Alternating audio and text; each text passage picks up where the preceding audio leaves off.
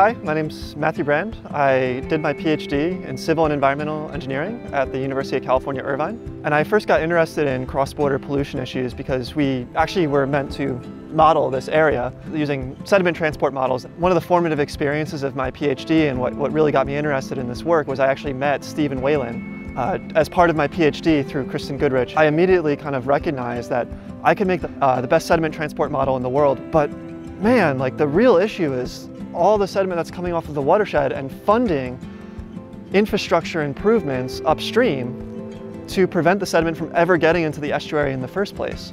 We have to pay to manage sediment on the US side of the border, and it's very, very, very expensive. So because we were losing all of this valuable wetland habitat to upstream erosion and excessive sedimentation and trash, California State Parks built these really big sedimentation management basins that basically capture all the sediment and trash before it gets into the park. Overall, that has been an immensely successful project. It prevents a huge amount of the sediment and trash from getting into the park and destroying wetland habitat. The problem is it costs a ton of money to manage these systems.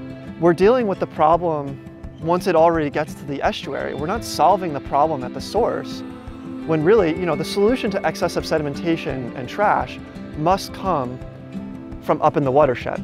And so what I did as part of my dissertation was I developed a hydrofinancial model that could calculate how much sediment is coming off of the watershed for a given amount of rainfall, and how much does it cost to manage that and dig out the basins once we get here.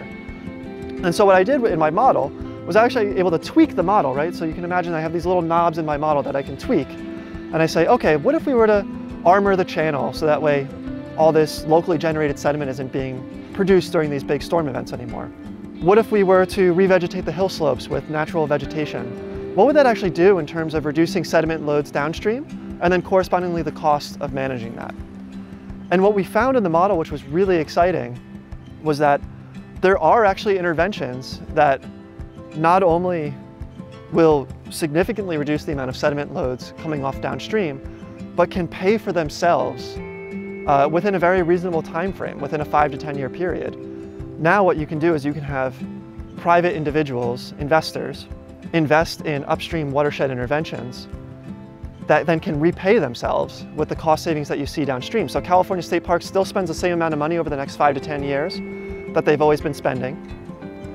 But now they're seeing less sediment and trash coming down off the watershed, and the cost savings that they see from that repay the investors. We can just take the savings that we see downstream, and those savings can pay for the problem upstream. Environmental impact bonds in general are different than traditional bonds in two main ways. Number one, they obviously have to fund some sort of environmental intervention or some sort of positive environmental outcome. And the second main one is that they're really pay for performance. So success of the bond and repayment to investors is entirely dependent on how successful the bond is at creating that positive environmental outcome. One of the biggest challenges that we've come across in this is convincing people that it's worth putting money upstream in Mexico and that money will be well spent. Some of these upstream interventions that we investigated as part of the study, they're not just going to have positive environmental benefits in terms of reducing sedimentation downstream, but they'll also have, some of them will have some pretty serious positive community benefits. So, for instance, hill slope revegetation enhances the amount of green space that residents have access to, and it provides jobs for people. Some of the trash collection services that we were envisioning, it would really be led by Four Walls and the community.